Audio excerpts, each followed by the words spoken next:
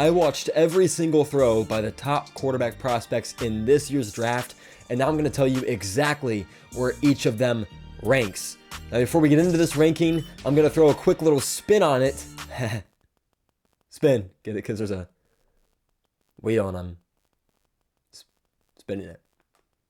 I'll see myself out. I'm not going to keep you guys waiting. Let's get right into it and spin this wheel to see who I'm talking about first. What are we going to get? Come on. All right, well, we got an easy one right off the bat. Caleb Williams by far has the most upside in this draft. He's also probably got the highest floor in this draft. He's so exceptionally talented. He's got the best arm in the draft. He's got probably the best accuracy in the draft. He's exceptionally accurate. He makes pretty good decisions. The one knock on him I hear a lot is that he can't play in structure. I'm here to tell you that's incorrect. He absolutely can play in structure. He's done it a ton, actually. When I look at his film, most of his out of structure stuff is because the way college football is kind of designed is we're going to put some basic route concepts out there on the field. You're an athlete, go make a play. Simple as that. Offensive line was bad against good teams. Receivers, very mediocre against good teams. Very limited roster. If I had to tell you what one image would be that would describe Caleb Williams on USC, it'd be this image right here, and that's no joke. It was bad. It was really bad. He had Lincoln Riley, who's obviously a great offensive mind. He had Caleb Williams. It's fantastic. That was it on that team. Defense sucked. Receivers, pretty athletic, talented guys, but nothing to write home about, to be honest with you. Running backs, run game, no, not real. Offensive line pass blocking, not really real. It was a Caleb Williams show over there because it had to be the Caleb Williams show.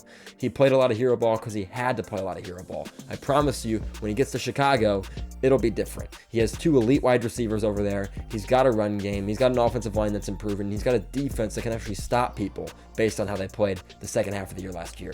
He is set up for success. He's going to be the best quarterback in this draft. It's really not going to be close. He is the transcendent prospect in this year's draft. Most drafts don't have any. They've got Caleb this year. All right, let's go spin our second player on this wheel. Who are we going to get for me to break down? Michael Penix Jr.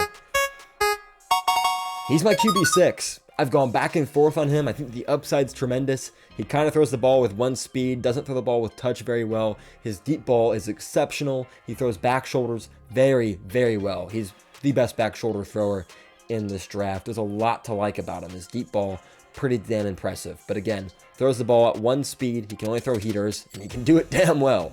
Don't get me wrong. He's got a cannon, and he's a hell of a pocket passer. But his bag, very limited. Better than Tua's, very limited. Can't really extend plays exceptionally well, and he struggles under pressure. I know everyone does, but his lack of an ability to extend plays under pressure and his ability to kind of just chuck stuff under pressure, very concerning.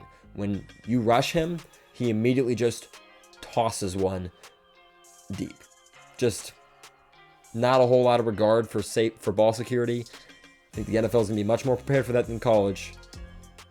He throws the ball over the middle of the field pretty well. I think he processes decently quickly when he is well protected and feels comfortable. But when you rush him, things get bad pretty quickly. We saw it in college, in the national championship against Arizona State. And again, both those games, I think a lot of the stuff that happened in those games where he struggled wasn't really his fault. Receivers, I think, failed to get separation a lot of the times, ran poor routes. So not all of it's on Michael Penix. And I think he's actually a really, really good prospect, and I think he should be drafted late first, second round. I just think that this year is a loaded quarterback prospect. One of these guys is going to bust. It's just how it works. But to me, it very well could be Michael Penix, by the way.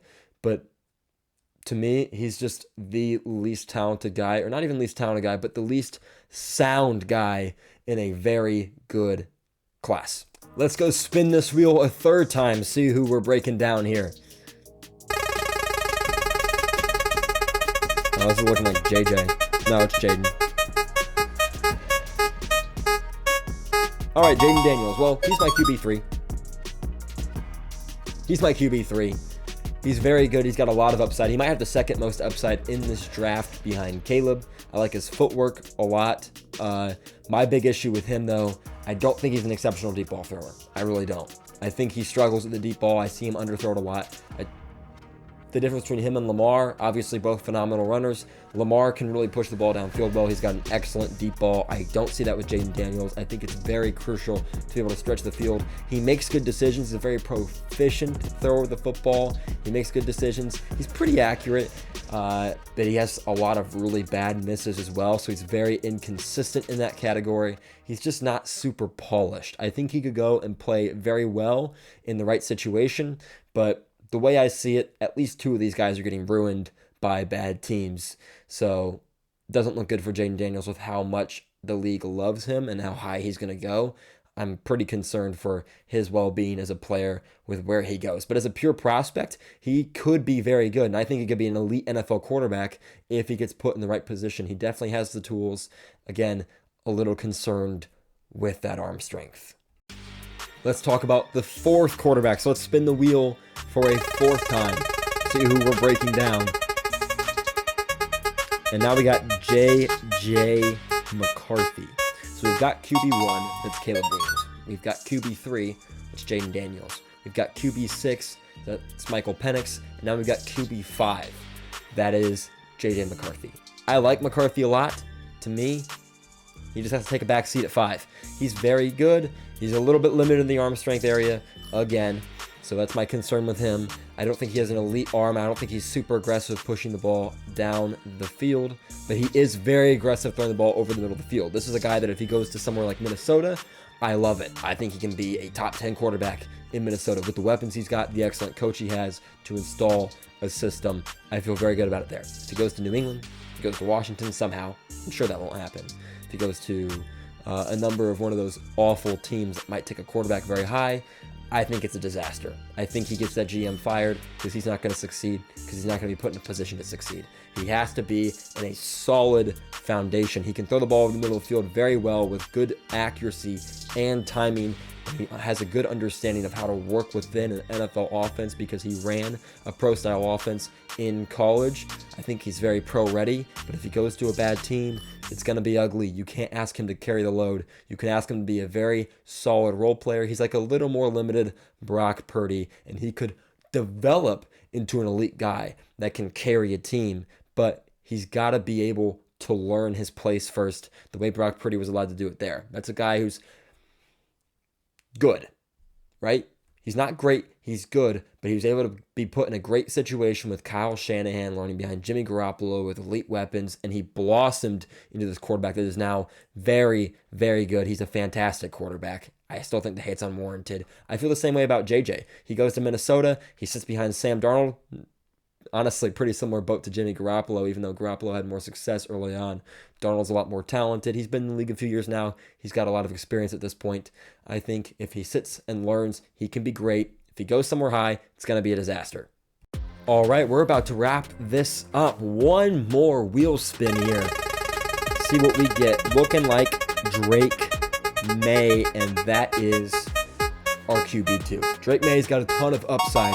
He's very raw, so I don't love the idea of throwing him into the fire right away. I think he can get it done. I think he can make special things happen. He shows flashes of being comfortable in the pocket and being able to deliver good, accurate balls on time. I really like his progression when he's comfortable with a play. I think he progresses through the plays well. I think he has a good understanding of concepts. I think he's able to identify defenses pretty well. He throws one-on-one balls very well. I think he's able to identify what to do against zero blitz when his team actually gives him an answer against zero blitz pretty well. When you watch the NC State game, obviously a blowout, obviously ugly. When you watch the Clemson game, he was given no help, no answers against the blitz. It was very, very ugly. He was not put in a position to succeed. NFL teams are going to put him in a position to succeed with better play calling, better receivers, ideally. If he goes to Washington, we'll see. Kingsbury runs that air raid offense. Hopefully he's able to figure it out. Terry McLaurin's a good receiver. that's a good situation. The way I see it, the way it's shaken up right now, either him or Jayden Daniels is going to Washington. Hopefully one of those guys can carry the load there. Drake Maye is another guy in the boat of, if he gets thrown into the fire against a very bad team, he's going to struggle. It's that simple. He's going to struggle, but I think he's going to be able to pull it off better than the guys at the bottom of the ranking, but no one in this draft is Caleb. Pretty simple. All right, and lastly, my QB4, Bo Nix. I like him a lot. I thought he was the clear QB6 going into it. Watched his film. I like a lot of his film. I think he is kind of a better version of J.J. McCarthy, which is why I have him at 4 and McCarthy at 5. They ran different offenses, no doubt. I don't think Oregon's offense really put him in a position to be able to force the ball down the field, so I think that's the concerns with his arm. But this idea that he's got some weak arm, it's nonsense. He definitely has an NFL arm. He can make big full field throws. He was asked to do it a couple times at Oregon, and he delivered pretty much every time. He knows how to throw the ball on time. He's exceptionally accurate, and he has a little playmaker in him. He can get out of the pocket. He can make plays. He can throw the ball on time. He can go off script, and he's excellent on script. I think he identifies things very well. I also think a lot of his kind of uglier moments at Oregon, where he looks like he misses a throw, can be chalked up to sloppy route running by his receivers. It looks like that a lot. I think he's very solid. He goes into each play with a plan, and he executes the plan very well. He's got a good understanding and awareness of how defenses operate, of how he's supposed to go through progression in his own offensive plays. I like Bo Nix a lot. I know he's old. I know maybe a lot of people feel like he's maybe hit his ceiling because he's been in college for a billion years. But all that aside, he can be really good, and he's ready to play in the NFL right now. Maybe not for some awful team, but he's going to get drafted later because people don't feel like he has the upside that some of the other guys have. I'm going to admit Penix has more upside. Jayden Daniels has more upside. Drake Maye has more upside. Caleb Williams, obviously more upside. Well, same thing for Jayden Daniels and Drake Maye. Obviously more upside. McCarthy and him are pretty similar in that upside category. I feel like people like McCarthy more because he's a winner. I think when it comes to, and I should have put air quotes on that, he is a winner, but great team too. Not trying to take anything away from McCarthy because I like McCarthy a lot. I like all 6 of these quarterbacks a lot. I think they're all within the possibility of being fantastic starting quarterbacks. I really do. This is a fun class. I've had a hell of a time evaluating this class, and a Bo Nix breakdown is coming very soon, so you should probably check that out when it comes out. Different style video than I've been making recently, not a lot of film breakdown. I enjoyed making this video.